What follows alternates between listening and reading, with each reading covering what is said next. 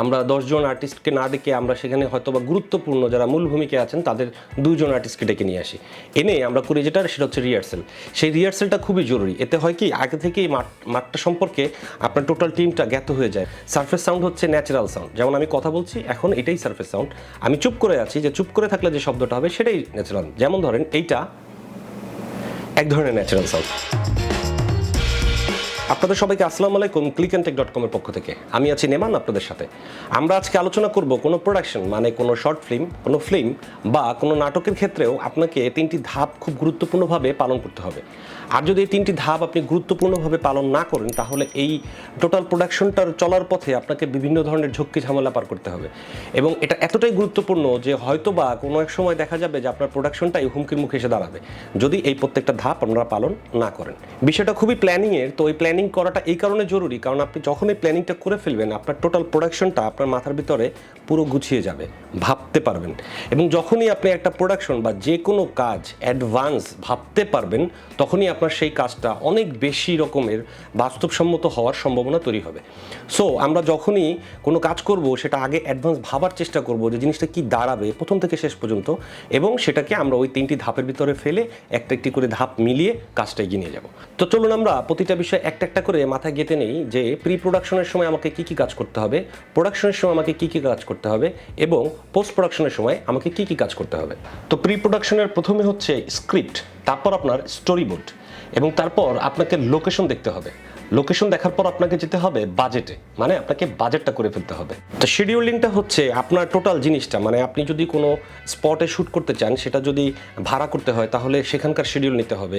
সেই শিডিউলের সাথে মিলিয়ে আপনার অ্যাক্টার্সদের মানে অভিনেতাদের শিডিউলগুলো নিয়ে নিতে হবে। আপনার অ্যাসিস্ট্যান্ট যদি কোনো ডিরেক্টর থাকে তাদের শিডিউল নিতে হবে, ক্যামেরা পার্সনের শিডিউল নিতে হবে, মেকআপ আর্টিস্ট, মানে টোটাল টিমটার টোটাল ক্রুটার একটা শিডিউল আপনাকে নিতে হবে। সেই গুরুত্বপূর্ণ কাজটা আপনাকে আগেই করতে হবে, নয়তোবা আপনার শুটিংয়ের 2 দিন বা 3 দিন আগে যখন আপনি তাদের নক করবেন তারা হয়তো বা আপনাকে সময় দিতে পারবে না, এবং তখন আপনার একটা জটিলতা তৈরি হবে। এবং সেই জন্যই আপনাকে শিডিউলের ব্যাপারটা প্রি প্রোডাকশনের সময়ই করে ফেলতে হবে। শিডিউলটা করার পর যদি সম্ভব হয়, এটা হওয়া খুবই জরুরি ভালো প্রোডাকশনের জন্য, সেটা হচ্ছে রিহার্সেল।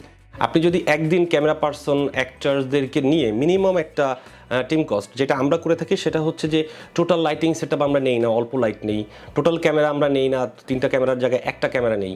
আমরা 10 জন আর্টিস্টকে না ডেকে আমরা সেখানে হয়তো বা গুরুত্বপূর্ণ যারা মূল ভূমিকায় আছেন তাদের 2 জন আর্টিস্টকে ডেকে নিয়ে আসি, এনে আমরা করি যেটা সেটা হচ্ছে রিহার্সেল। সেই রিহার্সেলটা খুবই জরুরি। এতে হয় কি, আগে থেকেই মাঠটা সম্পর্কে আপনার টোটাল টিমটা জ্ঞাত হয়ে যায়। মূলত যারা টিমের লিড দিবেন তারা ওই টিমটা সম্পর্কে জ্ঞাত হয়ে যায় যে ওই দিন আপনাকে কী কাজটা করতে হবে। সো শুটিংয়ের দিন আপনার উপরে প্রেশার অনেক কম থাকবে, এক। আর 2 হচ্ছে গিয়ে শুটিংয়ের তো একটা নির্দিষ্ট বাজেট আছে, যেটা আমি একটু আগেই বললাম। তো সেই বাজেটটাকে তো আপনি বর্ধিত করতে পারবেন না। মানে আপনার শুটিংয়ের সময় যদি কোনো সমস্যা হয়, কোনো দেরি হয়, সেই জন্য আপনি সেই দিনটাকে আর বড় করতে পারবেন না। তখন হয়তো বা ক্যামেরাম্যান বা অন্য যারা রয়েছেন তারা আপনাকে সময় দিতে পারবেন না। সো আপনাকে আগেই প্রি প্রোডাকশনের সময় অনেক কিছু আগে গুছিয়ে ফেলতে হবে, যাতে প্রোডাকশনের যে 3 দিন শুটিং চললো বা 2 দিন শুটিং চললো সেই সময় যাতে কোনো ধরনের ভুল বা কোনো ধরনের সময় নষ্ট না হয়। তারপরের ধাপটি রয়েছে প্রোডাকশন। প্রোডাকশনে হচ্ছে অ্যাক্টিং, তারপর হচ্ছে ডিরেকশন, তারপর সিনেমাটোগ্রাফি, সাউন্ড রেকর্ডিং।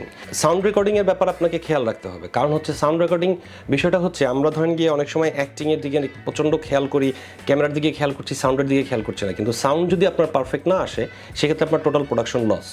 সো আপনাকে সাউন্ডের দিকে খেয়াল রাখতে হবে। সম্ভব হলে আপনি ব্যাকআপ সাউন্ড রাখার চেষ্টা করবেন, যে 2 ধরনের সাউন্ড আপনি রাখলেন, একটা ক্যামেরায় রাখলেন আর একটা সাথে সাথে কপি করে আপনার হার্ড ড্রাইভে নামায় রাখলেন, মানে ফুটেজ সহকারে। এতে যেটা হবে আপনার ওই সাউন্ড নিয়ে কোনো ধরনের ঝামেলা হবে না।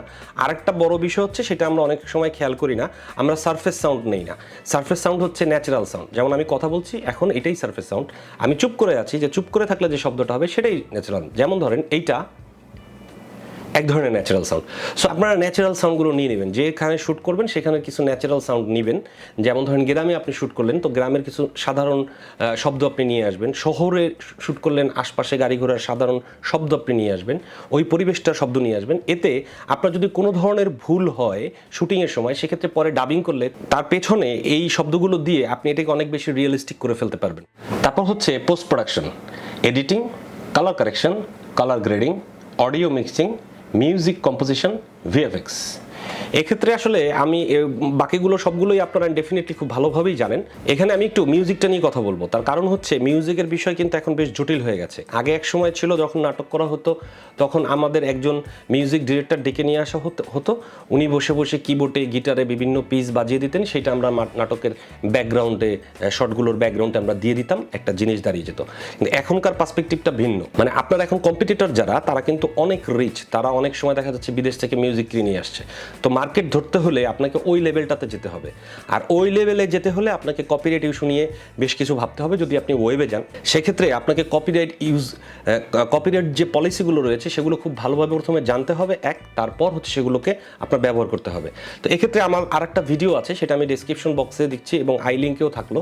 তো এখানে আপনারা চাপ দিয়ে জেনে নিতে পারবেন যে বিষয়টা আসলে কি, আপনি কোথা থেকে কোন ধরনের মিউজিকগুলো কালেক্ট করতে পারবেন। তো এই হচ্ছে আজকে আমি মোটামুটি আপনাদের বোঝানোর চেষ্টা করলাম যে একটা প্রোডাকশন করতে গেলেই আমরা আসলে ক্যামেরা নিয়ে রাস্তায় নেমে পড়ি না, এক ধরনের শুটিং করেই সাথে সাথে সেটা দিয়ে দেই না। আমাদের সেটার আগে বেশ কিছু প্রসেসিং আছে, সেগুলো আমরা ফলো করি। কিছুটা কাগজ কলমে ফলো করতে হয়, কিছুটা মাথায় রেখে ফলো করতে হয়। তো সেই বিষয়গুলো আপনারা যাতে ফলো করেন এবং আপনারা কাজের সময় যাতে কোনো ধরনের বিপদে না পড়েন, সেজন্যই আজকে আমার এই টিউটোরিয়ালটা আপনাদের জন্য ছিল।